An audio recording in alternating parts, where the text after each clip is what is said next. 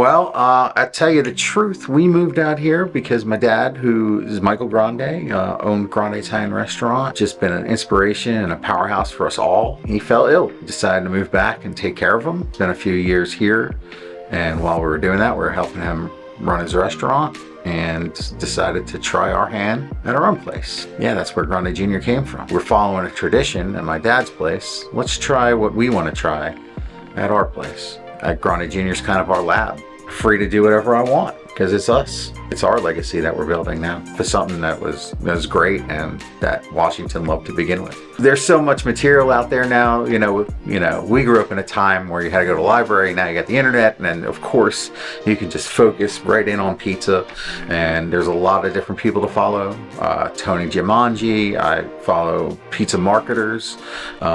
Smart pizza marketing is something that I listen to a lot. We got the Pizza Bible at work, which we refer back to, and was that was a big part of how we got Motor City started. You know, we started seeing Motor City pizzas popping up on Instagram. Well, I could try, that. I could see, maybe a different dough and a different sauce and play around with that. And I was just doing it for me. I had no intention of really anything else but New York style pizza. I mean, come on, I'm a New York pizza snob. I grew up, Brooklyn, that's the best pizza you can get. But here we go. I'm putting cheddar cheese on pizza now, and it's delicious. So it just taught me to broaden my horizon, to find something interesting that really took off. We're doing taco pizzas, and if I'm going to make a taco pizza, we're going to make the best taco pizza. We work with a local salsa guy, Eddie, who makes brochacho salsa, which is delicious, and he's from LA, which I like that he's from somewhere else, and I'm from New York, and it's like I'm getting salsa from LA, pizza from New York, we're bringing it together, making these tacos out here in Washington, PA, and it's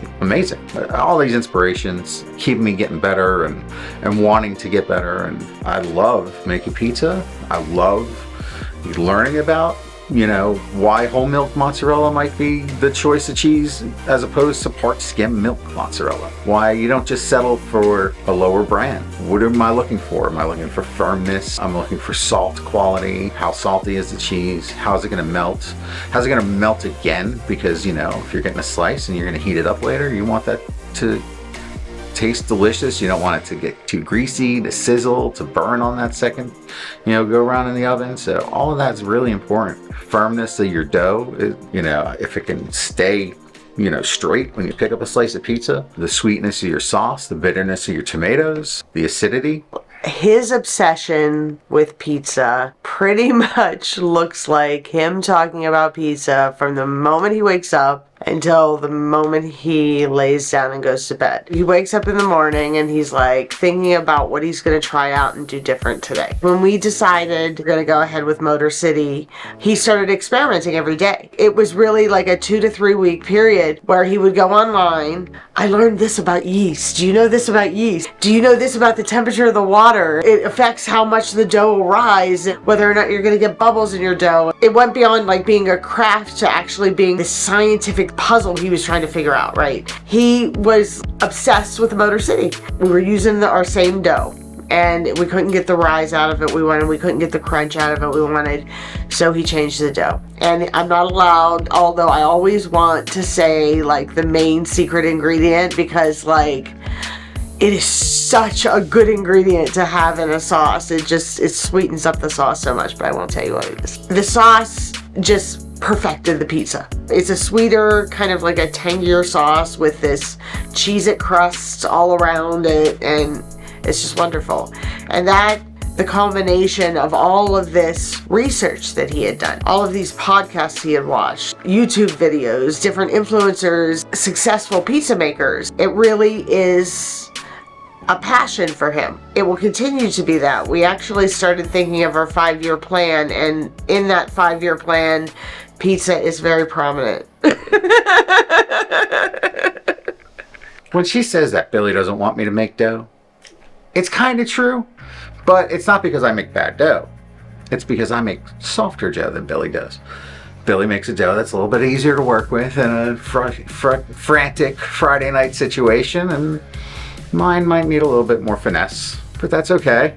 Yeah, so Billy likes to kind of have proprietary knowledge of what's going on at all times. How can you go wrong with that? The guy's been making dough since he was 14. Whenever I make something new, it's got to go throughout the whole kitchen. Everybody's got to try it. I got to know what they think about it. I got to hear honest feedback if they don't like it. My father-in-law will be sure to, I got to have that honest feedback, and those real people around me, they might have done something that I never thought of. We hired a pizza maker. His name's Ryan, and just the way he presses out the dough, I watched him. I kept, mimicking his style of pressing out that dough, and to this day, I still, am inspired by that. We really try to create a family atmosphere at Grande Jr. Tom and I started the business ourselves. We were lucky enough to have someone that believed in us and lent us a little bit of money. We somehow managed. The reason we are able to put out such a good product on the regular is because we have people who care about what they're doing. They feel like family to us. When we walk away, they're holding down the fort, and they're making sure that the customer is getting the same level of care and courtesy that we would give to them. And that means a lot. When you can trust people to treat your business like it's their business, that's a huge, huge boon to your business. We really credit our people with making us successful. We couldn't do it without them. Every person makes a significant impact on the culture in the building. We have a lot of fun. You will walk in there, you will hear music playing, you will see dancing, you will see joking, and it feels like a safe place to be. I have my dough whisperers, Trinity. She's 18. She started with us when she was 16. But as soon as she got to that pizza line, the way she could stretch dough, and if you've ever got one of her strombolis, it might have had a butterfly carved into it. She'd do that like that. She's a little artist, and she makes all of her food with love. And I know I could leave her there, an 18-year-old girl, and trust that you are going to get delicious pizza, delicious strombolis, and it's going to be made right.